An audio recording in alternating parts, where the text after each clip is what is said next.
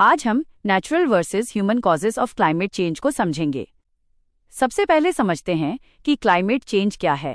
Climate change का अर्थ है पृथ्वी के तापमान, वर्षा, पवन पैटर्न और चरम मौसमी घटनाओं में लंबे समय तक होने वाले बदलाव। आज पूरी दुनिया जिस ग्लोबल वार्मिंग का सामना कर रही है वो मानव और प्राकृतिक दोनों कारणों से प्रभावित होती है, लेकिन वर्तमान समय में इसका सबसे बड़ा कारण मानव गतिविधियां मानी जाती हैं।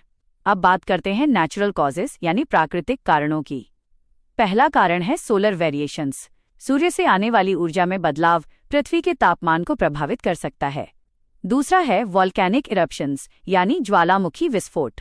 ज्वालामुखी से निकलने वाली राख और एरोसोल सूर्य के प्रकाश को रोककर पृथ्वी को अस्थायी रूप से ठंडा कर सकते हैं। तीसरा कारण है मिलैंकोविच साइकिल्स। पृथ्वी की कक्षा और झुकाव में लंबे समय में होने वाले परिवर्तन जलवायु को प्रभावित करते हैं और हिमयुग जैसी घटनाओं का कारण बन सकते हैं।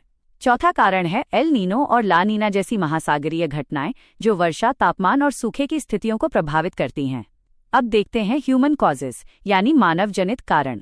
सबसे बड़ा कारण है फॉसिल फ्यूल्स का उपयोग। कोयला, पेट्रोलियम और प्राकृतिक गैस के जलने से बड़ी मात्रा में कार्बन डाइऑक्साइड और अन्य ग्रीन हाउस गैसें वातावरण में पहुंचती हैं। दूसरा कारण है डिफॉरेस्टेशन।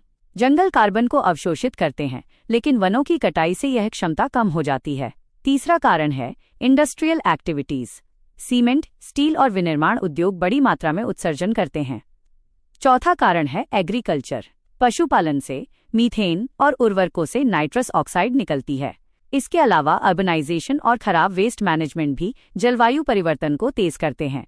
महत्वपूर्ण ग्रीन हाउस गैसों में carbon dioxide, methane, nitrous oxide और फ्लोरीनेटेड गैसें शामिल हैं।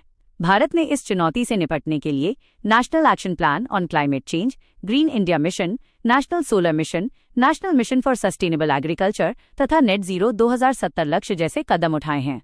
यूपीएससी के लिए याद रखें, वर्तमान वैश्विक तापवृद्धि मुख्य रूप से एंथ्रोपोजेनिक अर्थात मानव जनित है। फॉसिल फ्यूल्स का दहन ग्रीन हाउस गैस उत्सर्जन का सबसे बड़ा स्रोत है।